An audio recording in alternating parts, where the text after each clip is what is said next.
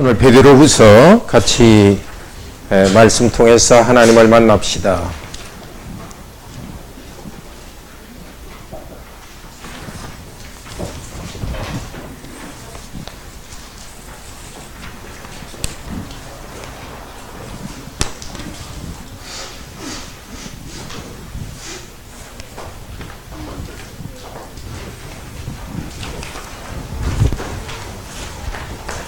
네, 청소년들 이쪽으로, 우리 정우 씨도 이쪽으로 올래요? 베드로후서 신약 384페이지입니다.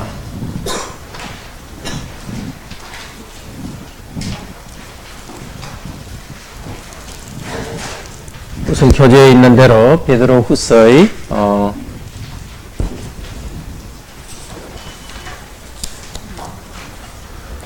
개론 봅시다. 베드로전서는 신라라는 분이 대신해서 써서 기록했습니다. 베드로후서는 누가 대신해 썼는지는 모릅니다. 근데 언제 썼느냐 하면 아마 AD 65년에서 68년경 네로 황제 때에 베드로가 순교하기 전에 이 편지를 쓴 것 같습니다. 사도 바울이 제일 마지막에 쓴 편지가 뭐죠? 바울이 제일 마지막에 죽기 전에 마지막에 쓴 편지 디모데후서입니다. 디모데후서도 네로 황제 때 어떤 순교하기 직전에 쓴 겁니다. 그러니까 아주 악독한 네로 황제 때 사도 베드로도 순교하고 또 사도 바울도 순교하고 그 순교하기 직전에 일종의 유언처럼 쓴 편지입니다. 목적은 다음과 같습니다. 1, 2, 3 우리 중고등학생들 우리 1, 2, 3 같이 읽어봅시다. 1번부터 시작. 계속 하나님의 말씀을 붙잡으며 인내와 덕 가운데서 믿음이 성장하도록 격려하기 위해 이 교회 안에 들어온 거짓 교훈에 맞서기 위해 3. 재림의 날을 헛되게 기다리지 말고 경건한 삶을 통해 기다리도록 권면하기 위해. 네. 첫째는 인내와 덕 가운데 성장하다 거짓 교훈에 맞서라 재림에 대한 바로 이해를 하라 그 내용입니다. 자, 우선 1장 제목 다 같이 읽읍시다. 하나님의 말씀 배우기 믿음의 지식과 덕 인내와 경건을 더함으로 하나님 나라에 들어감. 다른 편지처럼 이제 축복으로 시작됩니다. 그런데 여기 축복에서 좀 특이한 게 믿음을 우리와 같이 받은 자들에게 이게 좀 특이한 말입니다. 1절에 우리라는 누구겠죠? 사도들이겠죠. 그러니까 우리 믿는 우리들은 사도들과 같은 믿음을 가졌습니다. 베드로라고 해서 특별히 높은 게 아니라 우리는 베드로와 같은 동등한 가치 있는 믿음을 가졌습니다. 그걸 보면 로마교가 얼마나 잘못됐는지 알겠죠? 로마교는 베드로는 특별하고 그리고 베드로의 후계자 로마교의 로마에 있는 그 로마 교회의 그 주교는 그걸 교황이라고 그러죠. 거긴 아주 특별한 특별히 높다 이렇게 생각하는데 잘못입니다. 베드로 자신이 여러분은 우리가 동등한 가치, 똑같은 가치 있는 믿음을 가졌습니다. 이게 바로 교회의 보편성이라죠. 믿음의 보편성. 예수 그리스도를 고백하는 우리는 똑같은 하나의 교회입니다. 그리고 가졌다는 이게 좀 특별한 단어예요. 받았다는 게 이게 랑카노라는 단어인데 원래는 제비를 뽑아서 받는다는 뜻이에요. 하나님 백성들이 하나님께서 구약 백성에게 가나안 땅을 제비 뽑아 나누어 줬죠. 그것처럼 신약교회 우리 성도들에게는 믿음을 이렇게 제비 뽑아 나누어 줬어요. 이 말 속에 우리는 공동체라는 뜻도 되고 우리 믿음은 단순히 개인적인 믿음이 아니에요. 교회 전체 가진 한 믿음 안에 우리도 그 믿음을 받아서 들어가는 거고 그리고 우리 믿음이 통해서 은사를 받았죠. 각각 받은 은사가 있어서 그 은사를 통해서 서로 섬기게 한 거예요. 그러니까 성경 말씀은 이렇게 쑥 지나가면은 뭐 의미가 없는 것 같아. 하나하나 이렇게 보면은 하나하나 가지고 뜻이 있는 거예요. 제비 뽑아서 우리에게 주듯이 은혜로 우리에게 하나님께서 믿음의 선물을 주었습니다. 2절에서도 예수 그리스도를 알기 때문에 은혜와 평강이 넘칩니다. 우리 다 은혜 받기 원하고 평화롭게 되고 잘 되기 원하지 않습니까? 예수 그리스도를 많이 알도록 합시다. 이제 3절부터는 예수 그리스도를 힘써 배우고 순종함으로써 하늘나라에 들어가도록 해주십니다. 그분의 신기한 능력으로, 이 신기하다는 이게 원래는 신적인 능력이 뜻입니다. 그냥 단순히 신기하다는 뜻이 아니라 신의 능력이라는 뜻입니다. 예수는 신의 능력이 있습니다. 하나님의 능력이 있습니다. 그리고 1절에 나와 있는 하나님과 구주 예수 그리스도 이렇게 되어 있지만 원래 원문에 보면 우리 하나님이며 구주 예수 그리스도 이렇게 되어 있어요. 영어를 아시는 분들이 정관사라는 거 알죠? 정관사. 자, 정관사를 할 때 the student and the teacher 이렇게 하면은 교수님과 학생과 선생님 이렇게 되죠. 그렇지만 the student and the teacher 두 번째 뒤쪽에 더가 없으면은 학생이면서 선생님인 어떤 사람을 말하죠. 여기도 마찬가지로 되어 있어요. 1절에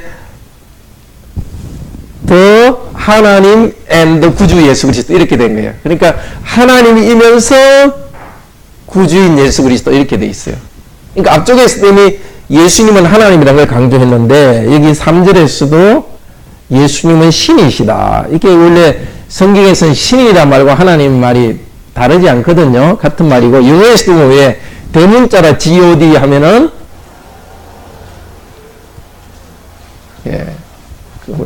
가수 이름이 아니고 대문자로 God 하면은 하나님이고 소문자로 God 하면은 신이란 뜻이죠. 마찬가지로 이게 헬라어도 그래요. 신기한 능력 이렇게 할 때는 신의 능력으로서 우리에게 생명과 경건을 주셨어요. 우리가 이제는 옛날처럼 살지 않고 새롭게 살도록 하고 하나님 앞에 경건하게 살도록 했는데 신의 능력으로 이렇게 주신 이유는 4절 제일 뒤에 보면 어떻게 됩니까? 우리 4절 전체 읽어봅시다. 이로써 그 보배롭고 지극히 큰 약속을 우리에게 주사 이 약속으로 말미암아 너희로 정욕을 피하여 세상에서 썩어질 것을 피하여 신의 성품에 참여한 자가 되게 하려 하셨으니 여기 신의 성품하고 신기한 신구에 같은 거예요. 예수님은 신이십니다. 신으로서 우리를 구원해 주신 이유는 우리도 원래 성품의 본성, 신의 본성을 우리가 같이 가지도록 하기 위해서요. 좀 쉽게 하면 우리도 신이 되도록 하기 위해서요. 신이신 예수님께서 사람이 되신 이유는 사람인 우리가 신처럼 되도록 하기 위해서인 거예요. 신처럼 영원히 살도록 했고 신처럼 참 깨끗하고 거룩하게 살도록 했습니다. 물론 우리가 아무리 거룩해도 하나님은 하나님이고 우리는 사람입니다. 그런데도 사람인데도 신처럼 높아지는 그런 사람이 될 거예요. 신이 사람으로 낮아지셨잖아요. 마찬가지로 우리 낮은 우리들이 신처럼 높아지도록 점점 되는 거예요. 지금도 그렇지만은 예수님 재림하시면 갑자기 더 예수님처럼 신처럼 우리가 변할 것이지만 지금도 그렇게 변해가는 겁니다. 참 우리가 이 말씀을 잘 들어야 됩니다. 우리는 이게 좀 어리둥절하죠. 하나님 우리에게 그렇게 말씀하시니까 나는 누구인가를 생각할 때 나는 이렇게 참 귀한 사람이다. 그렇게 알아야 됩니다. 우리 조선시대의 왕족도 움직일 때 항상 품위 있게 했습니다. 어린아이들한테도 왕자마마 이렇게 2살, 3살 먹는 아이도 그렇게 왕족으로서 존중했습니다. 여러분은 왕족에 비교할 수 없는 신족, 하나님 같은 분이니까 항상 뭘 하더라도 나는 신의 성품에 하나님과 같이 되는 사람이라 그걸 알고 그리고 자부심을 가져야 되겠어요. 그리고 또 교회 안에서 서로에 대해서도 이분들은 참 신과 같은 존재다. 또 우리 가족에 대해서도 이렇게 자부심을 갖기도 하고 존중하는 그게 중요합니다. 왜 베드로 사도가 이 말을 하느냐?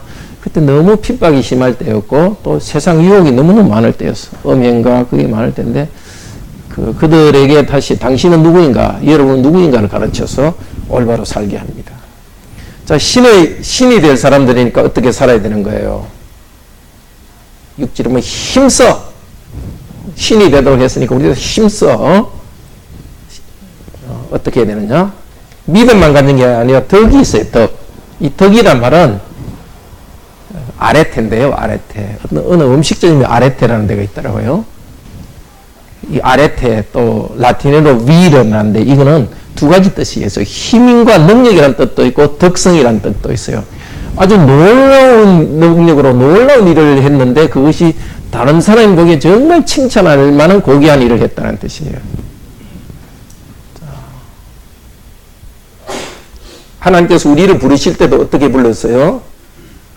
3절에 보면 덕으로서 우리를 불렀어요. 하나님의 큰 능력으로 너무 아름다운 능력으로 우리를 불렀으니까 우리도 예수 그리스도를 믿는 사람은 그런 믿음의 놀라운 일을 해낼 수 있는 사람이고 해야 되는 거예요. 그게 뭐 열심히 노력해서 좋은 직업 갖고 이것도 사실 거기에 해당하는 겁니다. 덕에 해당됩니다. 근데 그보다 더 중요한 것은 좋은 직업을 갖고 공부해서 성적 좋은 일을 할 때에 덕스럽게 그 일을 해야 되는 거예요. 정직하고 또 신의 성품에 참여한 사람으로서 그 일을 해야 됩니다. 이렇게 열심히 하면은 이게 중요해요. 한편은 우리는 신의 성품에 참여한 높은 사람이기 때문에 또 한편은 열심히 거기에 맞게 우리는 노력하고 덕스럽게 살아가야 되는데 그렇게 하면 11절 어떤 복을 줍니까? 11절 읽어봅시다.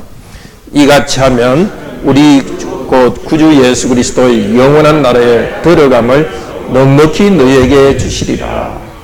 이 또 약속입니다. 영원한 하나님 나라에 들어가게 해주십니다. 이 땅에서 정말 땀 흘려 수고한 사람들만이 들어갈 수 있어요. 물론 우리가 노력해서 천국 들어가는 건 아니지만 천국 들어가는 사람은 반드시 노력하게 돼 있어요. 서울에서 부산 가는 기차, 레일에, 기차는 그게 딱 있죠, 그죠?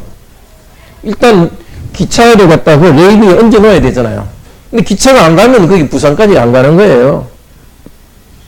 KTX, 거기도 막 전기가 막 당기는데 기차가 나는 안 간다고 버티면 안 가는 거예요. 천국 가는 길로 이렇게 가게 하셨는데, 순종해서 가야 되는 거예요. 그러니까 하나님의 은혜와 예정과 또 우리의 노력이 다 이렇게 아름답게 연결되어 있습니다. 근데 넉넉히 들어가게 하신다. 이 말이 좀 이상하지 않아요? 들어가게 해주면 주는 거지. 왜 넉넉히 들어가게 해주시느냐. 이 넉넉히 들어가게 해주신다는 것은 원래, 어느 말과 똑같냐면 7절에 공급한다는 말과 똑같은 말이에요. 번역은 다르게 됐지만. 뭘 공급하라고 그랬어요? 덕과 형제사랑 이런 것들을 갖다가 우리가 넉넉히 공급해야 되는 거예요. 우리가. 그렇게 하면 하나님께서도 우리에게 넉넉히 주시는 거예요.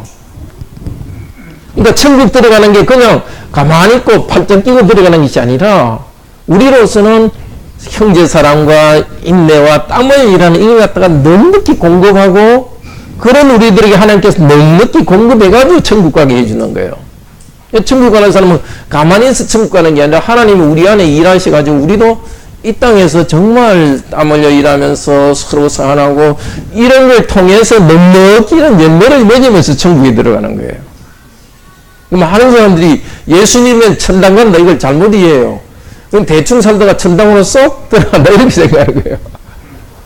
지금부터 넉넉히 이런 일에서 힘껏 살면서 하나님께서 그렇게 천국 백성으로 하나님과 같은 사람으로 신과 같은 사람으로 그렇게 살도록 쭉 만들어가지고 넉넉히 할 수 있도록 해주는 거예요. 우리 힘으로 되면 넉넉히 못 들어가지만 하나님이 하시기 때문에 넉넉히 할 수 있는 거예요. 자, 그 다음에 12절에서 21절은 사도가 전한 말씀을 부지런히 배우고 생각하며 굳게 써라 이렇게 합니다.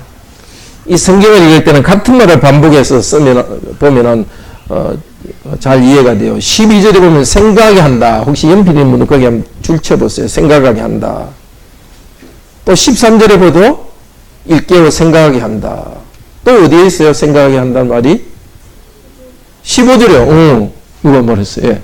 15절에 생각하게 한다. 그 다음에 또 20절에도 먼저 알 것은. 지금 생각하고 알아야 돼요. 우리가 예수 그리스도를 알아야 천국 들어가고 더 풍성히 알아야 돼요. 그래서 베드로는 뭐라 그럽니까? 12절에 보면 너희가 알고 진리에 있었으나 항상 이것을 너희로 생각하게 하노라. 알고 진리를 알고 서 있지만은 더 생각해야 되는 거예요. 우리도 하나님 말씀을 배웠지만 더 배우고 더 알고 더 알아야 돼요. 어제 밥 먹었으니까 오늘은 밥 안 먹는다. 이건 좀 어리석죠. 우리 영혼의 양식도 계속 먹어야 돼요. 밥 먹는 거 소화되고 힘으로 없어지잖아요. 우리 아는 것도 없어져요. 자꾸 뼈 안으로 집어넣어야 돼요. 우리 어떤 선생님들은 들으면 잊어먹는다. 들으면 잊어먹는다고. 그럼 제가 그래요. 콩나물 어릴 때 콩나물 여러분 키워봤어요? 저희는 시골에 콩나물 키워봤는데 그럼 콩나물 거기 단지에 밑에 구멍이 뚫려있어 물 주면 쑥 내려가죠. 물은 계속 내려가는데 콩나물은 어떠죠? 콩이 계속 자라죠. 그러니까 여러분도 잊어버리도 계속 집어넣는 거예요. 잊어버리면 또 집어넣고 또 집어넣으면 계속 자라는 거예요. 그러니까 잊어먹는다고 걱정하지 말고 많이 잊어먹는 분들은 더 많이 이렇게 말씀 읽으면 되고 자꾸 생각나게 하는 거예요. 사도 바울은 베드로는 뭐라 그랬냐 하면은 13절 읽어봅시다. 내가 이 장막에 있을 동안에 너희를 일깨워 생각하게 함이 옳은 줄 여기니. 예. 그 다음에 14절에 보면 장막을 벗어날 것이 임박한 줄 압니다. 장막은 텐트라는 뜻입니다. 텐트. 근데 장막을 벗어난다. 이게 무슨 뜻일까요? 중고등부 한번 대답해 볼까요? 베드로가 텐트를 벗어난다. 장막을 벗어난다. 그게 무슨 뜻일까요? 한번 추측해 보세요. 감점 없어요. 틀린 답에도. 뭘까요? 이 몸, 현재 몸을 벗어난 죽는 걸 이야기하죠. 내 곧 죽을 날이 가까웠기 때문에 여러분에게 더 분명히 가르쳐 주기를 원합니다. 15절에 보면 내가 힘써 너희로 하여금 나의 떠난 후에라도 이것을 생각나게 하다. 이 힘써라는 게 5절에 나오는 힘써 그겁니다. 또 뒤에 힘써 나오죠. 10절에도 힘써. 그러니까 베드로는 사도로서 힘써 가르치고 성도들은 힘써 말씀을 배우고 순종해야 됩니다. 뭘 생각나게 하느냐 하면은 16절 읽읍시다. 우리 구주 예수 그리스도의 능력과 강림하심을 너에게 알게 한 것이 공교히 만든 이야기를 좇은 것이 아니요 우리는 그의 크신 위엄을 친히 본 자라. 예수 그리스도 그 능력 가운데 재림하실 거다 하는 이 이야기, 이걸 갖다가 사람들이 공교히 만든 이야기, 공교히라는 것은 아주 교묘하게 만든 이야기라고 조롱하는 사람이 있었어요. 예수님 재림한다 이야기를. 그게 아니다. 공교히 만든 이야기를 좇은 것이 아니에요. 우리 성경에 좇다 이 말은 따라서 이 뜻입니다. 공교히 만든 이야기를 따라서, 영어로 according to, 쫓아서 이건 according to고 혹은 effort고 쫓아서 이거는 갖다가 이게 잡으려고 쫓아가는 겁니다. 직접 봤다는 겁니다. 예수 그리스도의 능력과 강림하심을. 언제 봤어요? 언제 봤죠? 예수 그리스도께서 그 신의 능력으로 강림하신 걸 언제 봤습니까? 17절 읽어볼까요?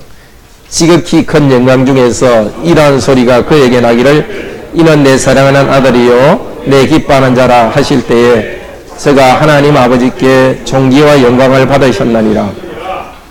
언제 이 소리가 났죠? 바로 다음 절에 보면은 거룩한 산에 있을 때, 변화산이라 그러죠. 사람이었는데 갑자기 예수님이 하나님 모습으로 확 낮아지던 사람 모습에서 영광스러운 하나님 모습으로 변했던 걸 자기가 봤다는 겁니다. 그러니까 그런 모습으로 예수님이 재림하신다는 겁니다. 그때 봤던 예수님 그 모습으로 재림하신다. 이 약속, 우리가 보던 대로 재림하실 것이다. 자, 우리가 직접 봤지만은 19절 또 읽읍시다. 또 우리에게 더 확실한 예언이 있어 어두운데 비치는 등불과 같으니 날이 새어 샛별이 너희 마음에 떠오르기까지 너희가 이것을 주의하는 것이 가하니라. 베드로가 직접 본 것을 말하기도 하지만 그게 이제 또 성경 말씀으로 기록되어 있죠.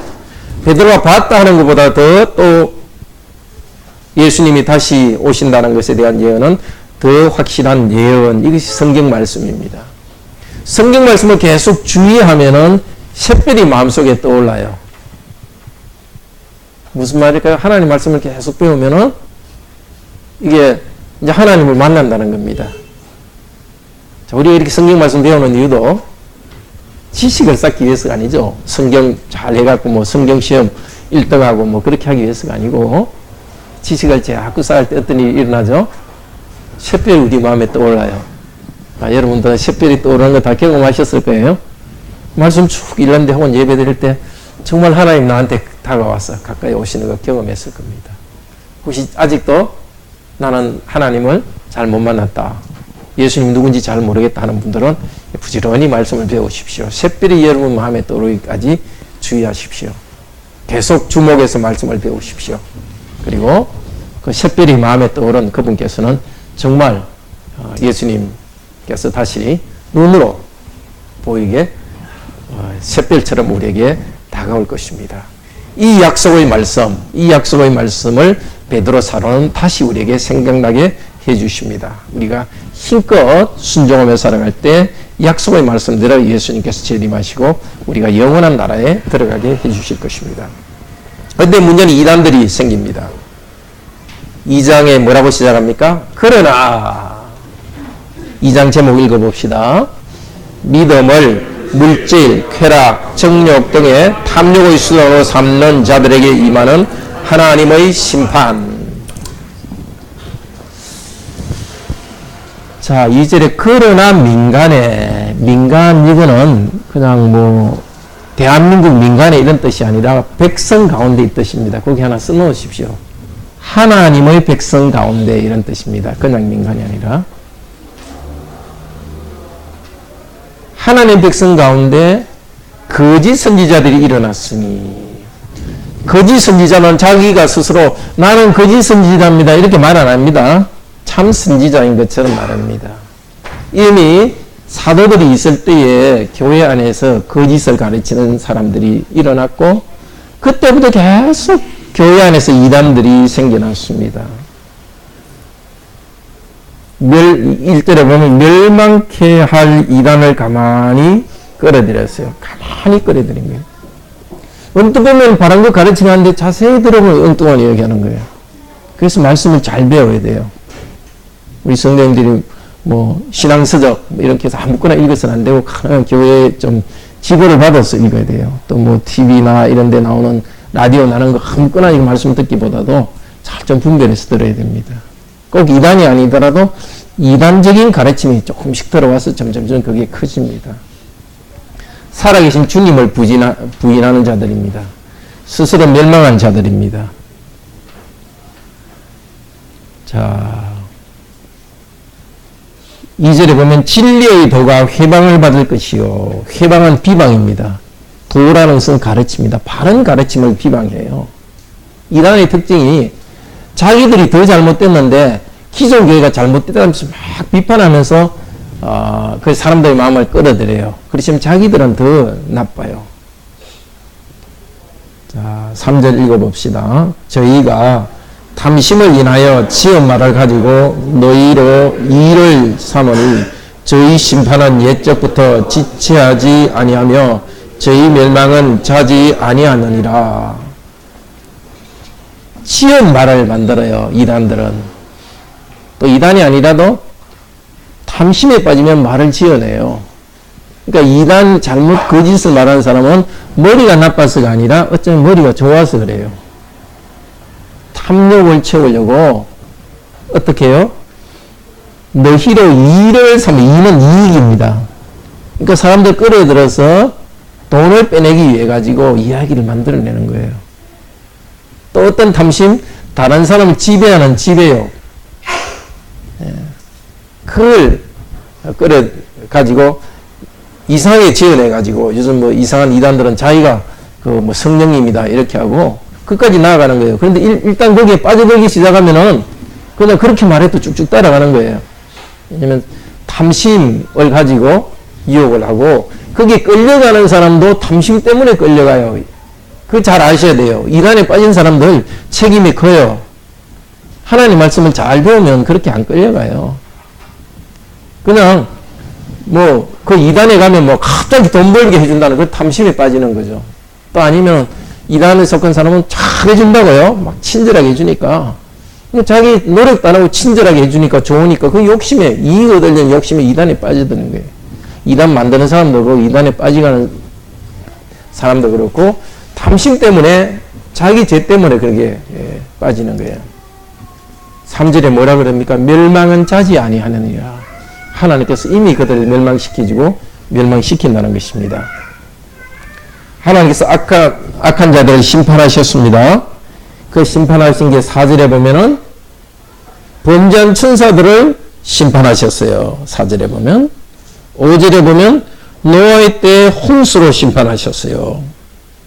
6절 8절에 보면 롯의 때에는 불로서 심판하셨어요. 근데 롯의 이야기 소돔 고모라죠. 6절에서 8절 롯의 이야기는 좀 한번 읽어봅시다. 같이 읽읍시다. 소돔과 고모라 성을 멸망하기로 정하여 죄가 되게 하사 후세에 경건치 아니한 자들에게 본을 삼으셨으며 무법한 자의 엄난한 행실을 인하여 고통하는 의로운 롯을 건지셨으니 이 의인이 저희 중에 거하여 날마다 저 불법한 행실을 보고 들으므로 그 의로운 심령이 상하니라. 우리는 롯을 생각하면 굉장히 나쁜 이미지가 있죠.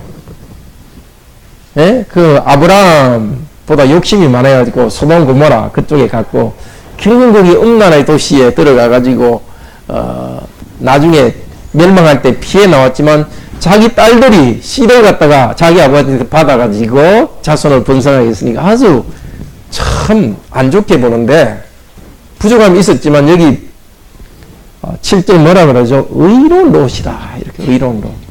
또 8절은 의로운 심령이다. 롯이 어려운데 어땠어요? 무고한 자들의 음란한 행실을 인하여 고통하고 있었어요.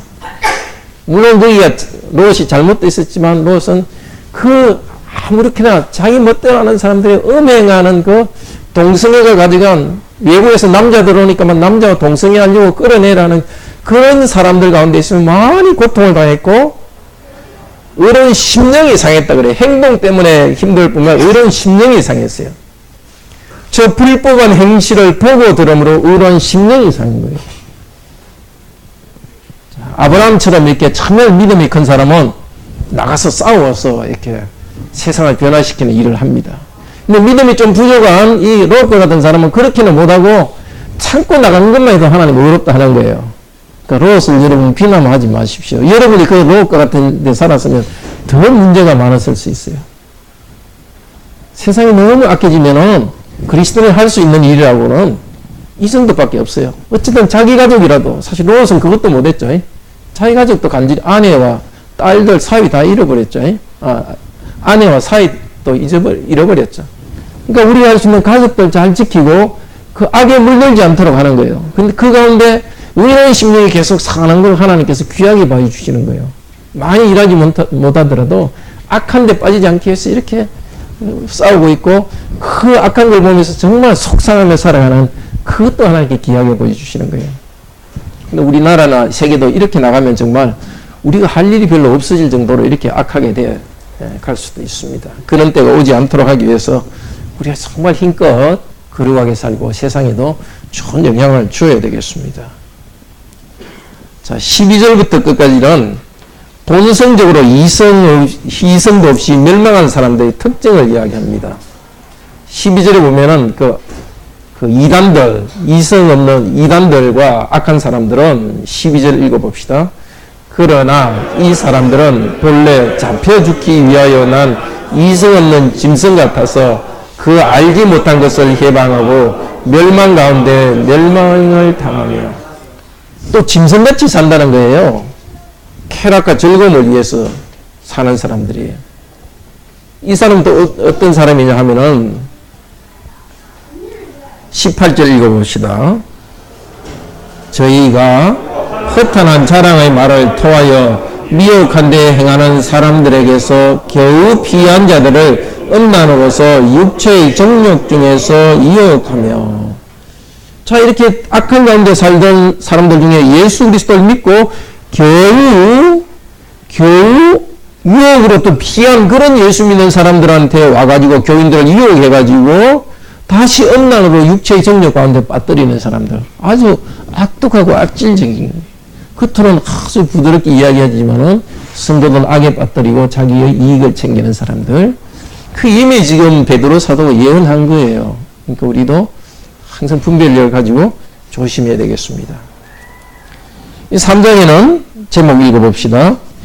경건과 거룩한 행동을 힘써며 주님의 재림을 소망하라. 주님의 재림의 날에 대해서 이야기합니다. 다시 3장에서도 1절에서 일깨워 생각나게 하노라. 주님의 강림하신다는 약속. 옛날에는 물로 심판했지만 이제는 불로 심판할 것이다. 다시 또 8절에서도 잊지 말라. 잊지 말라.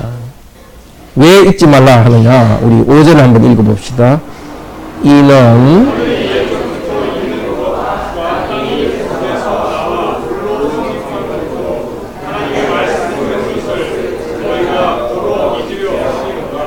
세상에 아무것도 없는 데서 하나님이 창조하신 걸 잊어버려요. 그러니까 세상이 하나님 뜻을 멸망한다는 까지 부인하는 거예요.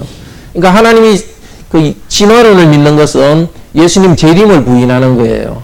그러니까 하나님께서 세상을 창조하셨기 때문에 하나님 뜻대로 세상을 멸망시킬 수 있는 거예요. 근데 사람들은 뭐라 그래요? 3절에 보면 말세에 기롱하는 자, 기롱은 조롱하는 자들입니다. 기롱이 뭐라고요? 3장 3절 조롱하는 사람. 뭐라고 조롱해요? 옛날부터 만물이 그대로 있는데 예수님이 재림하고 세상을 바꾼다는 그게 어디 있냐? 옛날부터 똑같이 물질이 있지 않냐? 이런 식으로 조롱하는 겁니다.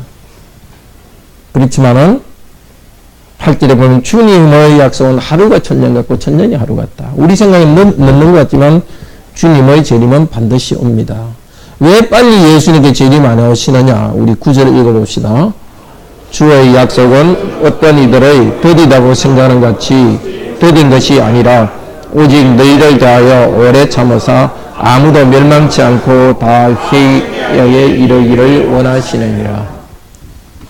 당장 예수님 안 오신, 어제도 안 오시고 오늘도 안 오신 이유는 오늘이라는 날에 회개하기 위해서예요. 그냥 예수님 올 날 멀었다 이렇게 생각하는 것은 그리스도인 자세 아닙니다. 당장이라도 예수님은 올 수 있기 때문에 항상 회개하면서 곧 언제라도 오실 수 있는 예수님을 기다려야 됩니다. 근데 어떤 사람은 예수님을 기다리면서 하늘만 쳐다보고 일도 안 하는 사람이 있어요. 시간만 때우면 예수님 오시니까 그냥 일도 하지 말고 교회에서 어떻게 해서 좀 교회에서 얻어먹고 살자.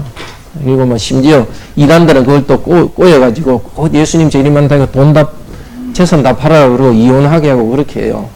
근데 재림 기다리는 자세는 12절 읽어봅시다.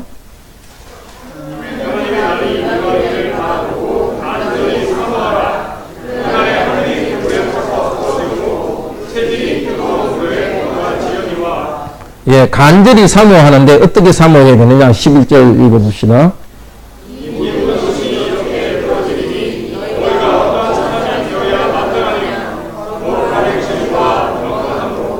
사모해야 되는 거예요. 하나님이 오시기를 사모하고 기다리는 사람은 하늘 쳐다보고 게으르면 안 되는 거예요. 어떻게 해야 된다고요? 경건한, 거룩한 행실과 경건함. 행동을 거룩하게 하면서 하나님 앞에 경건하게 살아야 돼요.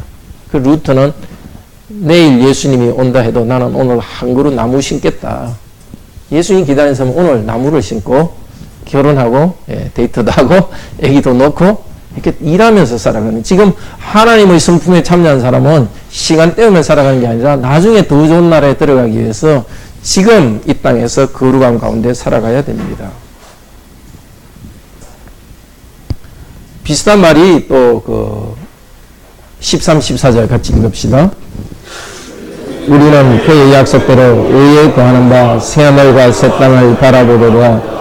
그러므로 사랑하는 자들과 너희가 이것을 바라보고 주 앞에서 점도 없고 흠도 없이 평강 가운데 나타나기를 힘쓰라. 예. 이제 의가 있는 새하늘과 새 땅입니다.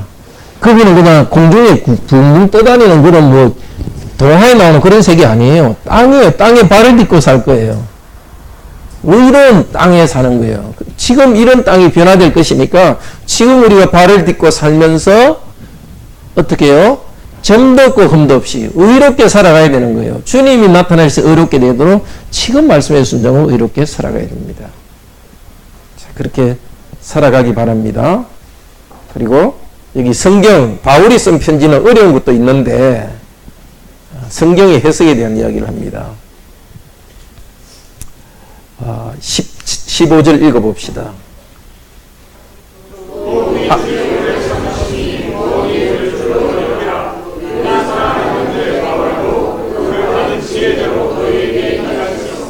또 16절 읽어봅시다. 또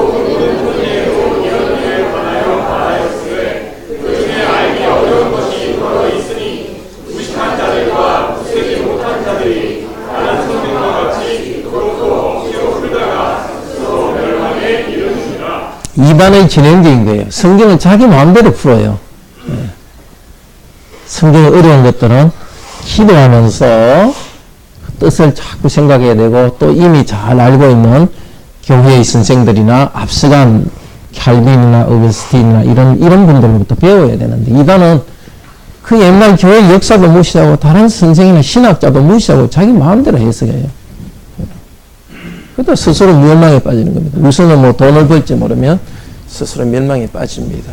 자, 오늘 우리 말씀 잘 들었으니까 말씀 잘 배우도록 합시다. 그냥 사람들이 잘해주면은 또 그럴듯한 이야기하면 이렇게 따라가면 안 되고 말씀을 잘 이렇게 읽고 배워야 되고 또 말씀을 배우는 것을 끝나지 않고 항상 순종해서 열매를 맺고 거룩한 삶을 살 때 천국에 들어가는 백성으로 우리가 준비됩니다. 같이 기도합시다.